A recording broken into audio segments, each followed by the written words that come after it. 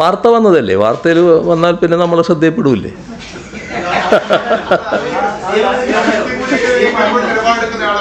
അല്ല അത്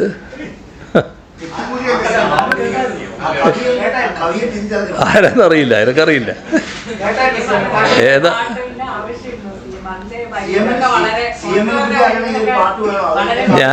ഞാനാ പാട്ടെന്താണെന്ന് കേട്ടില്ല.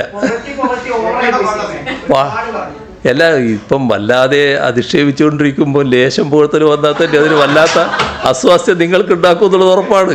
അതിന് എനിക്ക് സംശയമില്ല. എന്നാൽ അങ്ങനെയാണെങ്കിൽ പാട്ടുണ്ടാക്കിയ ആൾ എൻ്റെ അടുത്ത് വരട്ടെ, ഇതുവരെ വന്നിട്ടില്ല. അതാണ് ഞാൻ പറഞ്ഞത്. ഇത് ഇങ്ങനെയൊരു കാര്യം വരുമ്പം തന്നെ ഈ സകലമാന കുറ്റങ്ങളും എൻ്റെ തലയിൽ ചാർത്താൻ ശ്രമിച്ചുകൊണ്ടിരിക്കുന്നൊരു കൂട്ടർ നമ്മുടെ നാട്ടിലുണ്ടല്ലോ. അങ്ങനെ ആളുകൾക്ക് വല്ലാത്ത വിഷമം സ്വാഭാവികമായിട്ടുണ്ടാവും. അതങ്ങനെയേ കാണേണ്ടതായിട്ടുള്ളൂ.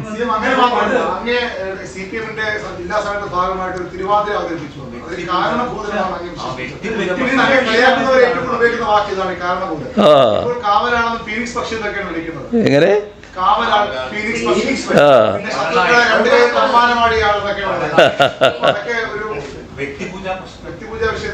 അല്ല, നിങ്ങൾ കാണേണ്ടത് ഇതാണ്. ഈ പറയുന്ന തരത്തിലുള്ള വലിയ എതിർപ്പുകൾ ഉയർന്നു വരുമ്പോൾ അതിൻ്റെ ഭാഗമല്ലാതെ ഒരാൾ എങ്ങനെ വരുന്നു, അല്ലെങ്കിൽ ഒരു കൂട്ടർ എങ്ങനെ വരുന്നു എന്ന് നിങ്ങൾ ചിന്തിക്കുന്നുണ്ട്. അതിൻ്റെ ഭാഗമാണത്. അതല്ലാതെ ഞങ്ങളാരും വ്യക്തിപൂജക്ക് നിന്നു കൊടുക്കുന്നയാളല്ല. വ്യക്തിപൂജയുടെ ഭാഗമായിട്ട് നിങ്ങൾ പറയുന്ന രീതിയിൽ ഏതെങ്കിലും കാര്യങ്ങൾ ആർക്കും നേടാനും കഴിയുന്നതല്ല. അതാണ് ഞങ്ങളുടെ പൊതു സമീപനം. പക്ഷേ മറ്റതാണ് അതിൻ്റെ അടിസ്ഥാന കാരണമെന്ന് ഓർക്കണം.